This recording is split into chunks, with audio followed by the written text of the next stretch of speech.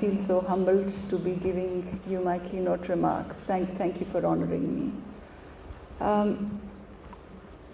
One of the things that you lose control of when you are in a public sector job is control of time. So I apologize for not being here with you for the entire duration. I certainly would have learned a lot, but I look forward to the proceedings. I was thinking about what I was going to do, what I was going to say, when I was driving down, and I thought I'd like to talk about three things. Firstly, I'd like to talk about the problem. And then I think Zafar and I do not have any excuse to talk about the problem anymore, because we have to give solutions. We can't just, I'm not the civil society person in front of you anymore. If I cannot give you solutions, tangible action, I have no justification to be in the role. He has no justification to be in that role. So I thought I could talk a little bit about what is in his mandate and what is in my mandate, and we could give you a bit of flavor of what's happening and where we're headed, and perhaps I could use this also as an opportunity to solicit your views on the way forward. So firstly, in terms of the context, I think we really have to appreciate that the situation that we're in is not sustainable. I'm sure there's talk about a lot of metrics here, but for me this one metric is truly very shocking, because our doubling time is 30 years. The doubling time for other South Asian countries is 60 years, if I'm getting my numbers right. And this really speaks volume about where we're headed. This speaks volume about the lack of sustainability. And already Pakistan's rampant population growth has eaten into the modest socioeconomic gains that we have made. There really is no space, any room for complacency, and it's not the future we are talking about, it is today, which is the problem also. I'm sure there must have been a lot of talk about numbers, the fact that 3 million people are added to the country's, 3 to 4 million people are added to the country's population every year. Our hospitals, schools, roads, cities are bursting at the seam, and I continue to say on such fora that for us the population issue is the biggest national security threat. But I do not see people owning this as an agenda. People are shy to talk about it. People do not integrate it into their mainstream talks. And I think that is something we really have to change at a leadership level. Secondly, unsolicited advice for Zafar, because I think he and I are working very collaboratively, and there are things that I have a comparative advantage to execute. There are others that are in his domain. We do not duplicate work, and we are trying to exploit synergy. I think in terms of the FP piece, which of course is at the heart of it, because we know that there is an unmet need. We know from the abortion statistics that it is not just about the religious perception. We know that women want contraception, that the commodities do not reach them. And from that perspective, I think there is a need for a change in business model. Because drive from here to Nathia Gali, and you will count how many family welfare clinics are shut. How many family welfare clinics have advertisements on the faces of them. That is a fact. That is a fact. They fall under the purview of provincial governments, they fall under the purview of the federal governments, and standard monitoring, standard accountability, standard performance, KPIs and metrics is not going to change that.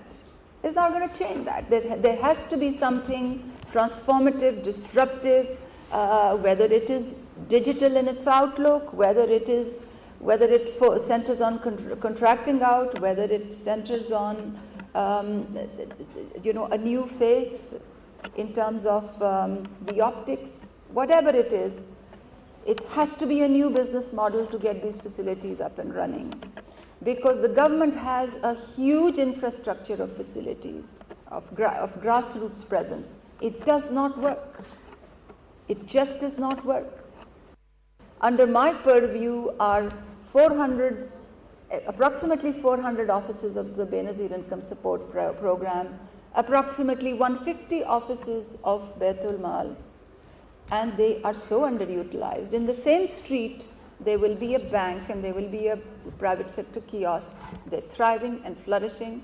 They have generators, electricity, customers, walk-in clients, functioning MISs, people reporting on time, people that are upbeat. My shops do not run. That's part of what I'm transforming. I'd recommend to you that we use the same frameworks to try and transform these government facilities on grounds, because we pay rent, we pay electricity, we pay staff, we pay for all kinds of utilities, but these shops do not run, and that if we are unable to transform them, we failed in our duty. And the same ethos holds true for health, for education, for family planning. It's a question of a flawed business model, and it is through a change in the incentive structures that we can transform them. Also, when you transform them, we must not work in silos. If I'm transforming my BISP facilities, there is no reason why I should not give him space for FP. There is no reason why I should not give Nadra's citizen portal space for operation there. There is no reason why I should not let the literacy agenda of Shafqat Mahmood operate through those kiosks. We must aim for one window government service operations, utilizing the sick infrastructure of the government that is out there by the thousands. And that is a personal challenge to me. If I'm unable to transform that with the procurement frameworks that the government has, with some excellent bureaucrats that are in the system, I have no business being in this role. I would be wasting my time. And we have to collaborate in this effort. So change in business model. We also have to change the FP narrative. We talk about it, politicians talk about the importance of FP to us behind closed doors. But when they go in the public, they're shy to talk about it. If we cannot change that, we are not going to win this war. Look at the examples of Saudi Arabia, the manner in which they have forged science, medicine, academia, and religious collaboration. There is no healthcare agenda that is not executed in Saudi Arabia, which has become controversial in our country. Family planning is one of it, whether it is cadaveric organ donation, or whether it is premarital genetic counseling, or whether it is therapeutic abortion, or care of the terminally ill, or whether it is the use of porcine heart valves and alcohol-derived medication. There is nothing that is not in use in Saudi Arabia, which is the bastion of our religion, in an uncontroversial manner because of the way in which a collaboration was forged between academia, science, and medical care. And we have failed to do that because the opinion leaders are shy to talk about population. That must change. And that, Zafar, is in your purview, because population is in your purview. I'm there to help you, facilitate you through our outreach in every way possible. The third part, which I'm trying to drive, is to change the federal fiscal formula sharing, because Pakistan is the only country in the world where population has an 80% weightage in the fiscal, in the federal formula fiscal revenue sharing in the National Finance Commission Award. India has a 10% weightage. Other comparable countries have zero. So you look at countries like South Africa, for instance, other large federating countries, there is no factoring in of population in the formula of fiscal sharing. There are other very progressive measures like revenue need, an unmet need for education, unmet need for health, capacity to mobilize resources, which actually shifts the incentives towards in another direction. But we have a very regressive pattern, and under the SAS framework, I'm trying to drive that agenda, but that perhaps is the most difficult of the agendas to change. Then we come to the legislative piece. I mean, Pakistan is perhaps one of the most over-legislated countries. There are, of course, key gaps, but Sindh enacted the Child Marriage Restraint Act of 2013. It's very progressive. It penalizes marriage of both males and females below the age of 18. No compliance. No compliance. So I think that alongside overcoming the measure to overcome the legislative loopholes, what we really need to do is to enforce compliance with what is already out there. So this was a little bit of unsolicited advice, changing the FP narrative, getting the leadership to talk about it, pushing on accountability for compliance with measures that have already been legislated, and of course health chiming in the voice when it comes to change of the NFC award, because that is where I'm having a lot of pushback from several levels. Now I come to what I'm responsible for and the little that I'm doing. As you all know, SARS is perhaps one of the most widely ranging, one of the most ambitious whole of government coordinated programs in support of equality, in support of social welfare, in support of investments in people. It is currently in its initial stages. The policy statement is in the public domain. The strategic plan is round the corner, which is where the whole theory of change of what we're trying to achieve becomes apparent to you. The Prime Minister is personally leading it himself. It has huge political support, not just from him, but most other cabinet members. The whole agenda is very relevant to the subject that we're discussing, because it's an agenda in a very significant way of women's empowerment in many different ways. And I'm just going to give you some snippets from that plan. It's a major plan with 150 policy pillars, but there are several elements which bode quite well for women. For instance, previously the BISP used to give just cash out grants to women.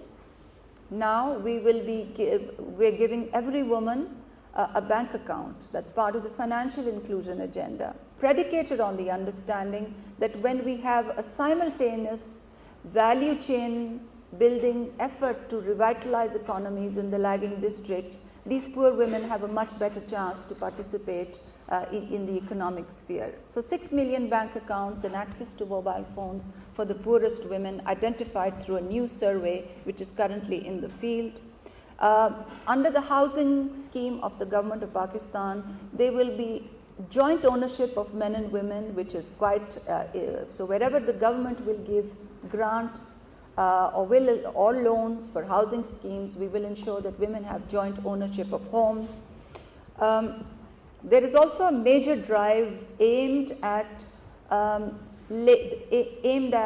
labor force participation of women in a formal way. As you would have noticed in the SARS framework, we've explicitly recognized that there are many women who in the urban areas work as domestic servants, but whose work is not formalized, it's not recognized, it's not even registered. They are nowhere. They are nowhere on the face of this earth, but there are a major workforce. Then in the agriculture sector, there are women whose work is seen as an extension of their domestic responsibilities. No offense to the men present here, but what I see in the fields out there is that the men are sitting on charpais outside tea stalls, and it is the women who are actually working in the field, and the general impression is कि ये तो काम ही इनका है.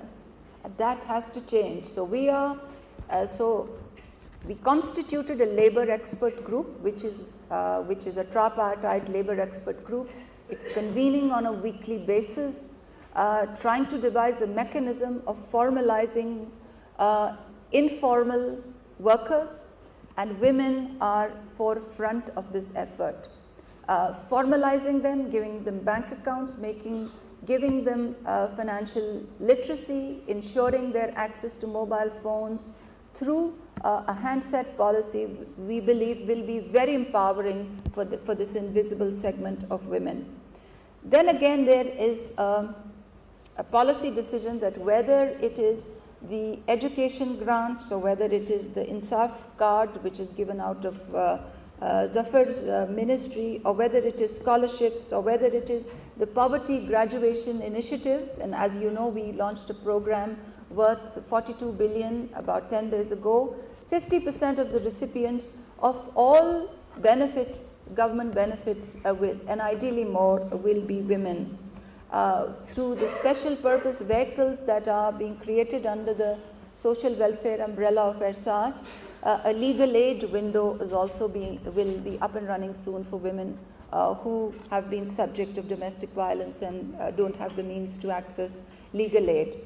And of course, we are awaiting evidence from Zeba's study to integrate family planning into the rubric of services that we provide under BISP, under the Kafalat initiative.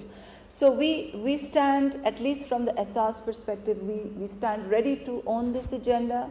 FP is very well integrated, women's empowerment, and it's predicated on the understanding that it will have an impact on FP and population outcomes, is very well integrated into the agenda.